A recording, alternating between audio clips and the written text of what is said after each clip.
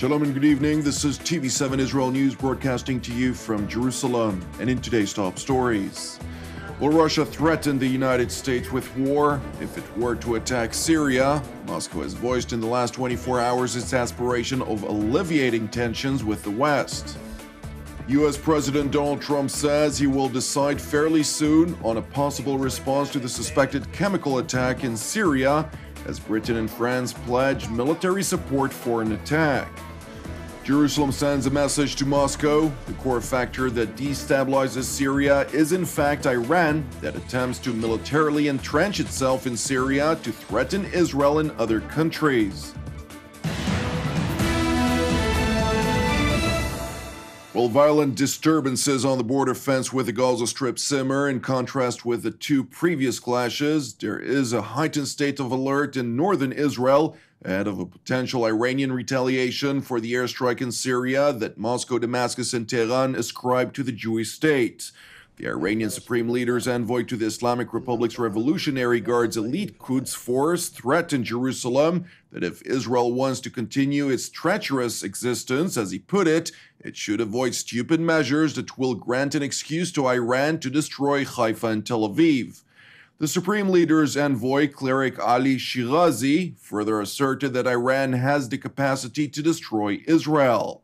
With regard to a possible attack against the Assad regime by the US-led coalition that will seek to punish Syrian President Bashar al-Assad for a suspected chemical weapons attack against a rebel-held town last week, Iran vowed to support Damascus against any foreign aggression. In a statement by the top advisor to Iran's Supreme Leader, Ali Akbar Velayati, Tehran joined Moscow's threat to the West, in which it vowed that any strike against Syria would not remain without a response. و شرق فرات منطقه بسیار مهم و ارزشمندی است. امیدواریم که گام‌های بعدی در جهت آزادی شرق فرات و اخراج امریکایی‌های اشغالگر از اون منطقه بشود. While Russia threatened war with the United States if it were to attack Syria, Moscow has voiced in the last 24 hours its aspiration of alleviating tensions with the West. In statements by Russian officials, including the Foreign Ministry and the Russian ambassador to the United Nations, Vasily Nebenzia, Moscow has accused the West of violating the United Nations Charter that could lead to a point of no return. Aggressive policies of certain permanent council members are having, and preparations that they are making. This is a clear violation of the UN Charter. The threat to international peace and security is a violation of the UN Charter. We are very concerned with the situation, with the dangerous escalation.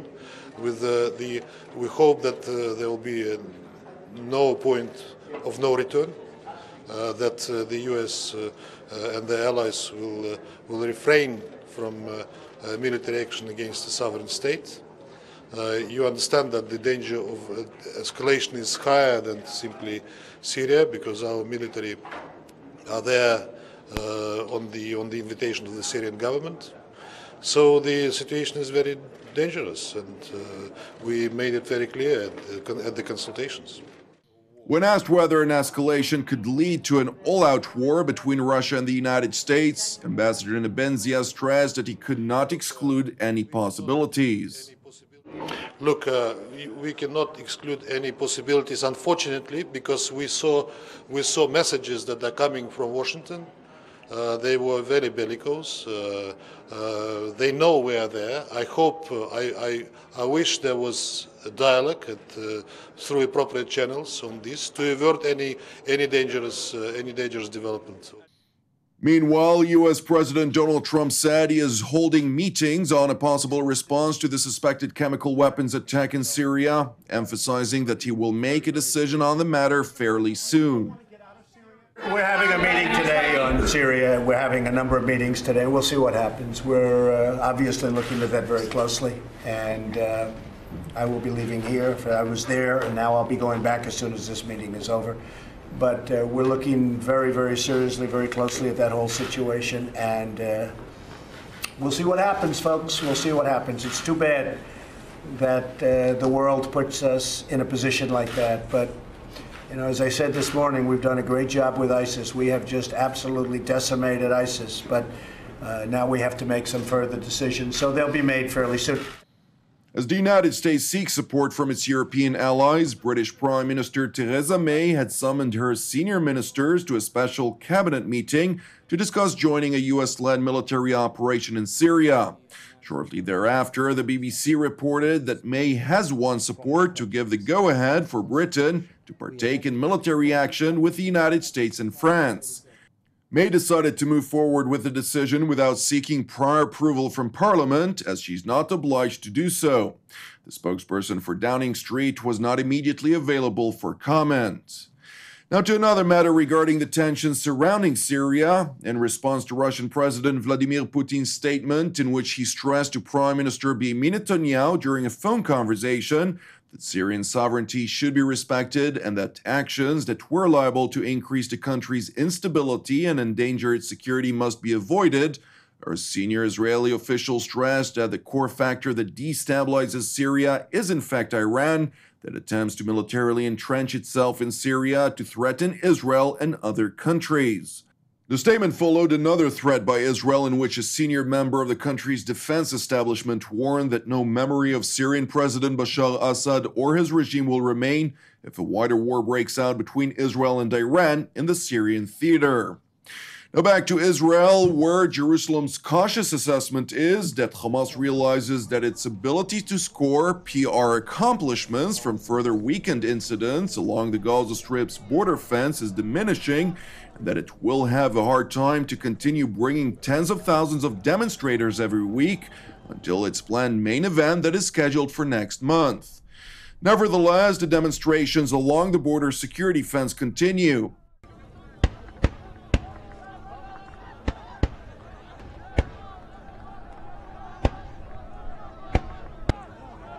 During today's demonstration, thousands of protesters waved Palestinian flags while at the same time burning the flags of Israel and the United States. Meanwhile, after Israel's Iron Dome anti-rocket systems falsely triggered some 2 weeks ago by heavy machine gun fire in the air, Hamas declared that it would keep shooting in the air in an attempt to circumvent the Israeli anti-rocket capabilities. In response to Hamas's announcement, the Israeli military sent the Islamist Palestinian group a message yesterday saying that the rules of the game had changed and that from now on, the retaliation for this kind of shooting will be identical to the retaliation for spotting a terrorist cell that fired a rocket at Israel. In addition, a senior Israeli defense official told TV7 that Israel will no longer tolerate large-scale clashes on the border fence with Gaza and will apply necessary measures that will force Hamas to back off. The official noted that Jerusalem views the Gaza situation as a distraction from its primary mission to confront the Islamic Republic's threats on Israel's northern frontier. Thank you for watching us. You can also watch us at TV7israelnews.com or TV7.fi. For any comments, please send your emails to israelnews@tv7.fi. For more updates from Israel and the region, please join our Facebook page at TV7 Israel News. Praying for the peace of Israel and the peace of Jerusalem. I'm Jonathan Hassan. Have an Erev Tov and Shabbat Shalom. We will see you again on Monday at the same time.